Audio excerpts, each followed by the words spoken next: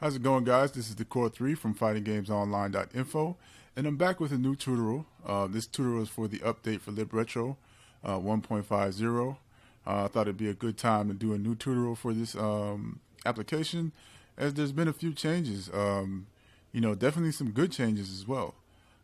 So basically, I just wanted to talk about those changes, and also wanted to kind of go over things that I missed before when I did the first tutorial. So let's go ahead and get started.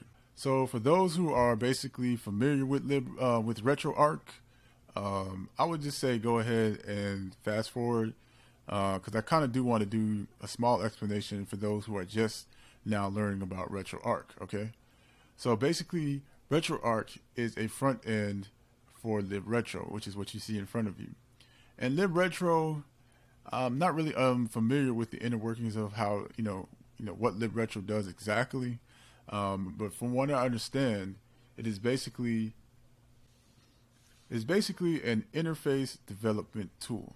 Okay, so essentially it uses Retroarch as a front end, and it also has other applications that it can use. Anybody can basically develop the software, a front end for LibRetro, but Retroarch is, I guess, the popular front end that uses LibRetro at the moment. That's kind of the one, I guess, that's been in the most development. Okay, so basically, what it does is it takes all of the emulators, well-known popular emulators.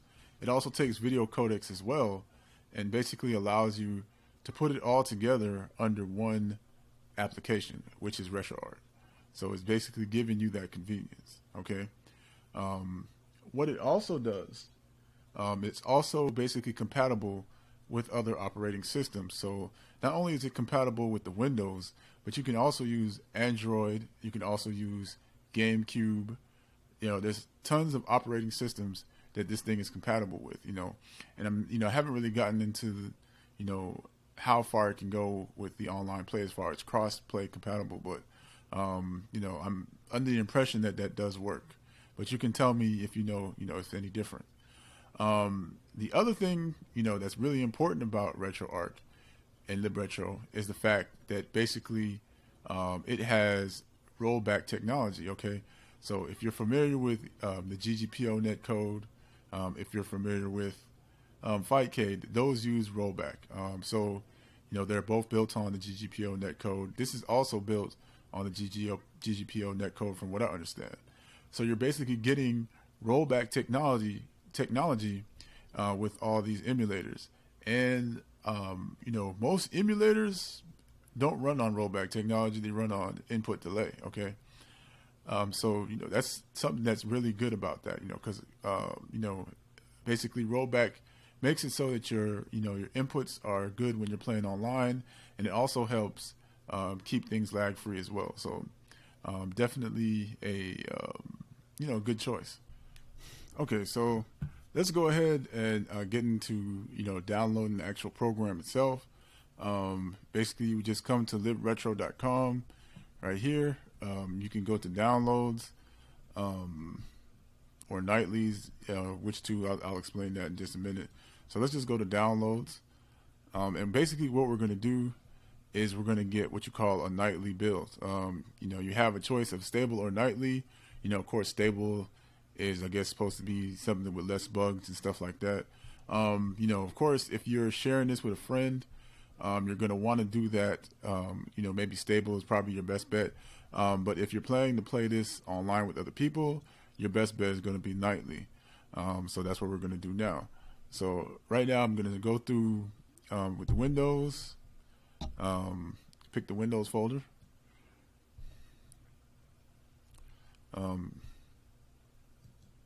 Let's see here, and then go to 64-bit, because that's what I have, operating system. Right now, it is basically, this is today's build. It can happen almost every day. So that's basically, if you plan to play, like I said, if you plan to play, with random people, you basically have to come here and basically get the earliest build, because, of course, that's just going to be random. So because of that, I'm going to go ahead and go through a whole run through, basically install it and everything, so you can see. All right, so hopefully you have a unzip program like WinRAR or WinZip. Those are the two popular ones. I think this is actually 7-zip program, so if you want to get that, you should get that also. Okay, so if you want to extract this to the desktop, of course you can. I do it, basically to my local disk hard drive. To me, it just makes it better for organization, and it keeps stuff off the desktop. So that's what I'm doing right now. Let me see here. So I'm going to go ahead and extract it to my local disk. So I'll be right back. Okay, so basically what I'm going to do before we actually get into the program itself, I just want to go ahead and take an overview of the files that are inside of this folder. Okay, so the first thing that you probably is like of most importance is the system folder. Okay, if you plan on using anything CD based, you're most likely going to need to have a BIOS, even for things that maybe not are system based, CD based, maybe arcade based, whatever it is. Some things need BIOS in order to work. So it's really important that you remember that the system folder is where you put your BIOS, okay? And I'm going to get into that a little bit later about, messing with BIOS. But for now, just remember this is the folder for BIOS, okay? And then the other file, of course, that you want to pay attention to is the retroarch.exe, and that's the file that we're basically going to execute from. So let's go ahead and jump into it. All right. So before we get started, I just want to go ahead and make sure to let you guys know if you're basically this doesn't use mouse in order to control Retroarch. You can't use mouse. You're basically using either your keyboard or a controller, and that's probably kind of just because there's different platforms, so they want to make sure that it basically works on all the platforms. So you can't use a mouse, okay? So right now what I'm using is the Ps4 controller. It seems to be compatible with the program. Just plug and play, very easy. If you need to find out what your controls are for the keyboard, all you gotta do is just come down to help. And of course there is a help for basic menu controls. All the other things that you need to, any other questions that you may have. This kind of helps you a little bit with those, okay? So let's go ahead and get into what is new about 1.50. And of course, it is this option right here, okay? And of course, what this does is basically allow you to not only broadcast yourself, but it also allows you to connect to other people who have broadcast themselves and the game that they would like to play. You can simply start this. You have the option, of course, as you can see here, is just to start the NetPlay host. Or you can hit this refresh button right here and then basically scan for people online and join people online. All right, so you can kind of see, the name of the game is there and the actual emulator itself is also there. Other thing, of course, that I want to note is you see this guy's numbers right here. We're going to kind of go over that, also I'm going to explain, why that is in a second, okay? So let's go ahead and look at the first NetPlay options. As you can see here, you can also start your NetPlay from here. Of course, if you still want to do your P2P, you can. Here's the option right here, of course, to connecting to the host. And then, of course, you have the ability to disconnect. And then, of course, you can also scan for your local network if you decide you want to use this on your local area network. Okay. The next thing, of course, is we go to settings here. And then there's also a network and settings here. You have the option, of course, here to take your announcing of NetPlay on or off. The next thing here is use MITM server. This basically is used if you have, of course, you need to, do port forwarding. I can't think of the actual port that you're supposed to use at the moment, the universal port that everybody uses, but I will put that up. But anyway, you do your port forwarding. If you're having issues with port forwarding, you can try this option. It'll basically help you kind of try to bypass your firewall. If you're having those type of issues. I mean, there's, this also is supposed to be able to utilize the universal plug and play option on your router as well. So just wanted to bear that, put that in mind also. Okay. Of course, you have, options to, put server password on your hosting, and as well as spectating as well. Okay. And of course, you have Spectator Mode. If you want to put this on so other people can spectate, there's the option to do that right here. You also have, of course, the ability to basically put in your input frames from the start.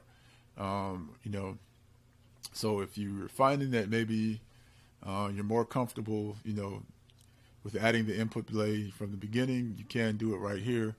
Or what you can do is you can do input latency frame range, which is basically, you just put the maximum that you can that you think you'll be able to deal with. And of course, if it does get bad, of course, it pushes it all the way to that max. From what I understand, the best input, the most people are usually willing to tolerate is usually between 2 and 5 input delay. In some cases, you might make concession, for 7 or more, depending on how far, the other person is. And, it's very likely that you can run into somebody who's basically on another continent. And I'm figuring that a lot of people who are playing this are from another continent. So that's just something to bear in mind, okay? So basically that is it for, the new features that they've added. Those are the more important features. I think, I might have forgotten to mention, the other thing that I did forget to mention actually, there's another feature now that, when you start your NetPlay host, basically you don't have to wait for the next person. You don't have to wait for somebody to join you, okay? Before, in the past with RetroArch, you did have to wait for somebody. Now when you start your NetPlay host and you start your game, you can basically just start playing the game and the client can join you at any moment during gameplay. That definitely makes things a lot easier, so you don't have to wait on anybody to try and connect to you. And I'm going to show you another way that you can do that as well. Okay. All right. So that's basically it for showing the NetPlay off. Now, for those who, of course, are not familiar with RetroArch, I'm going to kind of show you kind of what you need to do to get your games, stuff, and your emulators loaded so that you can start playing for NetPlay. All right. So just let's get into that.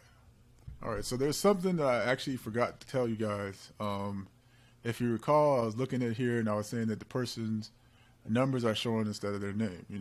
This is basically showing the IP address, not really the, something that you want to have happen. So basically what you have to do is go to your settings and come down here to user and basically input your name, your username here. And of course, when you broadcast your game, your name will show up, of course, and not this address. Okay. So just wanted to go ahead and show you that. Now, let's go ahead and get into, loading up your emulator and loading up your content. Basically, like I said, this is front end. You're using libretro, and you can basically download the stuff from libretro by using the online updater here. Okay, so you just basically press core updater. Cores are basically your emulators. They're your codecs. I've already added one emulator, so I'll just go ahead and add another one just for this example. It's been recommended that you use the Genesis emulator. For the Genesis one, use Pico Drive. I saw a couple people using Genesis Plus, but most people have tested the Pico Drive, and that one seemed to work. So I just downloaded those too, and as you can see, they're already downloaded. So the other things that you're probably going to want to download just in case are the update core info files, update the assets, Auto config profiles, probably a good idea, and then update the databases. It's important that you update at least, I don't know which one, but it's important because, of course, when you're listing your games, you're going to need to list your games, and I think one of those is why, helps you with getting that list, compiling that list. All right. So as you can see, if you basically go to the load core option here, you'll see that I have some emulators already here, like the one I want to use for the example, which is SNES 9X. Okay. Now, what you also notice here is that I have like a list of games that I basically have scanned in. In order to take advantage of somebody who's broadcasting the game, you're going to need to come here first, actually, and scan the games in first, so that when you click on this person's name, the application basically finds the game and loads it up. All right. In some cases, this might not work. It's important to note that the games do have to be the exact same version of the ROM. It's a little, different than from what I remember. But yes, you have to have the exact same version. Okay. So what you want to do is come over here to scan directory. I put my ROMs in the local disk, the C drive here. Definitely easier for me to navigate. Hopefully you know about, doing, managing the Explorer. Basically, he would just come down to the my ROMs folder, and I'm basically looking for the Sega No Intro. These seem to be pretty good when using this to scan for games. Sometimes the games do not scan in for whatever reason. So I found that No Intro does a pretty good job. Those ROMs have those versions of ROMs do a pretty well job of basically getting these ROMs to scan and actually catching the scan. So I'll be right back in just a second. Let these load up. Okay, so that was all done. All right, so it's time to go back here, and as you can see, you have the controls that basically identify what system you're using. If you're old school like me, you know exactly which ones they are. So yeah, this is the Genesis. Of course, this is Super Nintendo. And so once you have your game scanned in, then this is basically more easier for you to start, without having to kind of go in and look for them. All right, for this example, I'm going to go ahead and let me go ahead and go with Super Double Dragon here. All right, and then we're just going to run it. Let me go ahead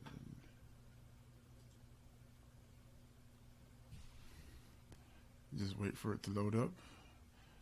Okay, and basically once I see that it's actually running, I'm going to go ahead and just press F1. All right, and this basically brings you to a quick start menu. Okay, and what you can do is you can basically come down to the net play option here, and then you get basically just start net play from here. All right, and of course what you'll see is basically waiting for client. And once you have that there, that the net play can start. Okay. All right. So once the person actually, connects, you'll actually see their username.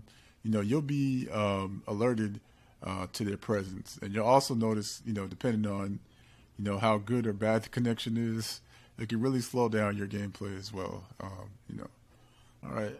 So the next thing I want to go ahead and, last thing that I want to go over is if, of course, you have a BIOS and you want to use that BIOS. I have the PlayStation here. Most times PlayStation requires that you have a BIOS. Other programs, there's a actual Dreamcast emulator that requires you to have a BIOS as well.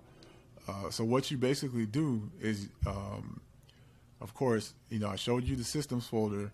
You put your BIOS into the system folder, and then what you need to do is you come down here to information, come to core information.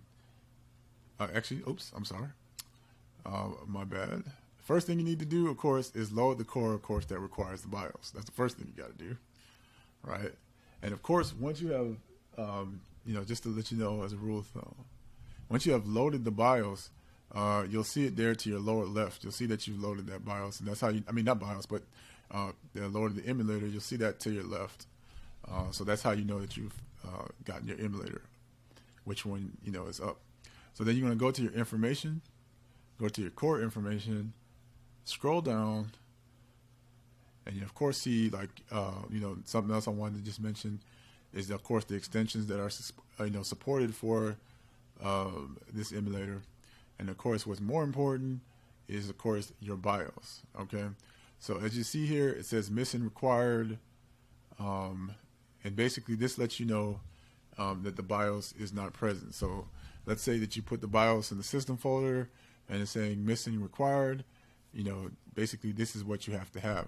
Now, what you can do is if, let's say you have your BIOS and it's the exact BIOS, it's the US BIOS or the EU BIOS, this version, all you would have to do is basically rename your file to that exact name that's right here. And sometimes that will work. That won't work all the time, but in some cases it will work, okay? So basically that's what you want to do. You want to get the BIOS, put it in the system folder, come here to the core information to make sure that your BIOS is running properly. And that's pretty much it. That's that's all there is to it, as far as getting the BIOS, straightened out, okay? That's pretty much it. Hopefully this is helpful for the new tutorial. Hopefully I was able to kind of explain things that I had left out the last time. Definitely this is coming along. I really like this simulator, or this application actually. I'm going to be leaving a link to the what's it called?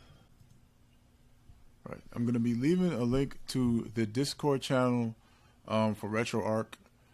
You can definitely get some people in there, if you're looking for like some net play with people. There are a few helpful people there that kind of help me out, making sure that everything ran correctly. Okay. All right. So basically, try this out. Hopefully you'll enjoy it and have fun. Take it easy.